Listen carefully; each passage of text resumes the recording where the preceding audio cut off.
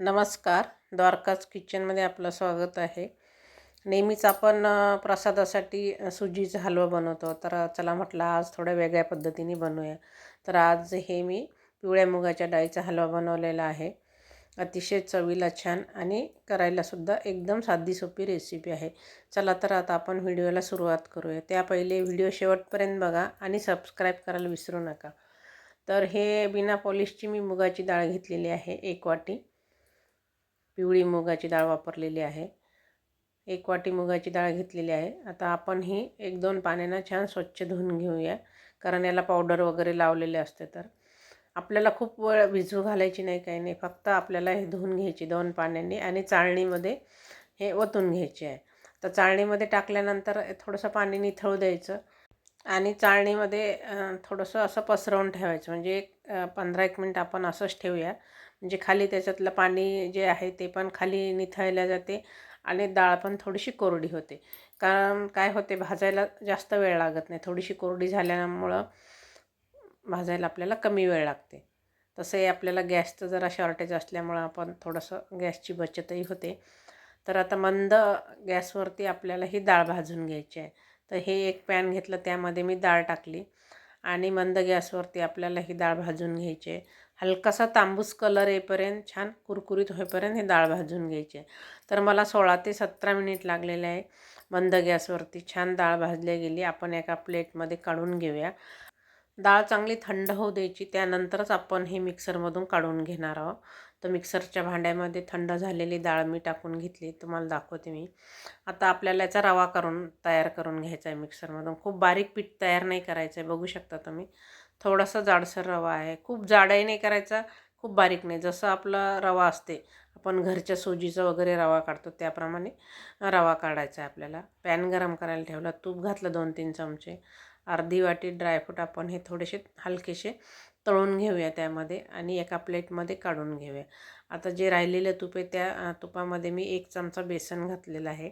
बेसन पीठ छान परतून घेतलं. त्यानंतर ते परतल्यानंतर जे आपण मुगाच्या डाळीचा रवा तयार करून घेतला तो घातला पॅनमध्ये आणि गॅस मंदच ठेवायचा. गॅस आपल्याला कुठेही वाढवायचा नाही आहे. मंद गॅसवरती आपण हे छान भाजून घेऊया. पुन्हा आपण एक 7-8 मिनिट छान भाजून घेऊया आणि थोडं थोडं तूप घालूया आपण वरतून.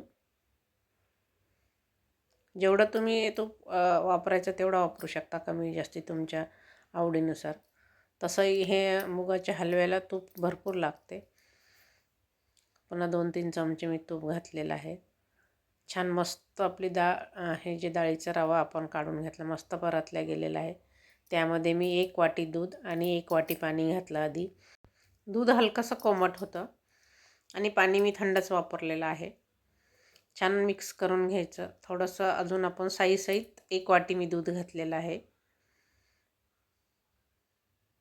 किंवा तुम्ही एखादी वाटी साय पण घालू शकता तुमच्याकडं असेल तर. छान परतून घ्यायचं, किंवा केशर घातलेलं दूध घालू शकता, कारण त्यांना कलर छान येते.